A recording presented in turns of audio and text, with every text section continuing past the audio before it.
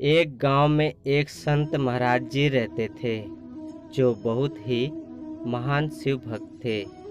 सभी से प्रेम करते थे और हर समय ओम नमः शिवाय के जप में ही लगे रहते थे। संत महाराज जी अपने शिष्यों के साथ एक छोटी सी कुटिया में रहते थे और उनके पास अपना सिर्फ एक कीमती कंबल था। वो कंबल भी उन्हें उनके श्रद्धालुओं ने ही भेंट किया था, जो वे बहुत ही प्रेम से इस्तेमाल करते थे।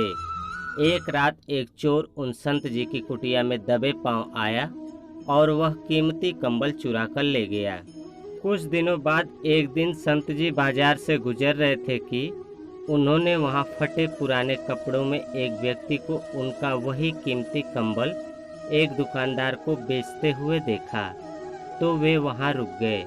दुकानदार को उस गरीब के फटे पुराने कपड़े देखकर उस पर शक हुआ और वो बोला कि भाई, ये कंबल कहीं चोरी का तो नहीं? कहाँ से लाया है ये कंबल? ये तेरे पास आया कहाँ से? अगर ये तेरा है और तू इसे बेचना चाहता है तो मुझे कुछ प्रमाण चाहिए। प्रमाण के तौर पर अगर कोई सज्जन व्यक्ति आकर गवाही दे तो ही मैं ये कंबल खरीदूंगा, वरना नहीं। संत महाराज जी, जो महान शिव भक्त थे, वहीं खड़े थे।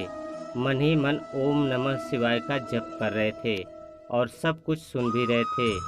वे दुकान के भीतर जाकर दुकानदार से बोले कि मैं देता हूँ इसकी गवाही, मैं हूँ प्रमाण। तुम ये कंबल खरीद लो और इसे इसके हक के पैसे दे दो। दुकानदार को ये आश्वासन देकर संत महाराज जी बाहर चले आए।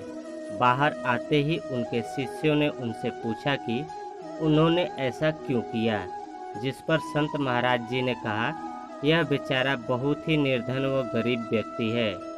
निर्धनता और ज़रूरत के कारण ही इसने ऐसा कार्य किया है और हम सभी को जिस तरह भी हो पाए, जितना भी हो पाए, गरीबों की सदैव मदद करनी चाहिए। संत जी के ऐसे वचन सुनकर वह चोर उनके पांव में गिर पड़ा और उसने संत जी से वादा किया कि अब से वह कभी भी चोरी नहीं करेगा। दोस्तों, इस कहानी से हमें यह सीख मिलती है कि कभी भी जीवन में कोई भी निर्णय लेने से पूर्व हमें दोनों तरफ की परिस्थितियों को सही से जान लेना व समझ लेना चाहिए।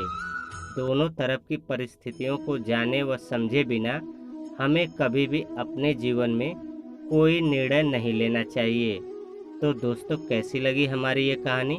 हमें कमेंट करके ज़रूर बताएं और वीडियो अगर पसंद आई हो तो इसे ज़्यादा से ज़्यादा लाइक और शेयर करें।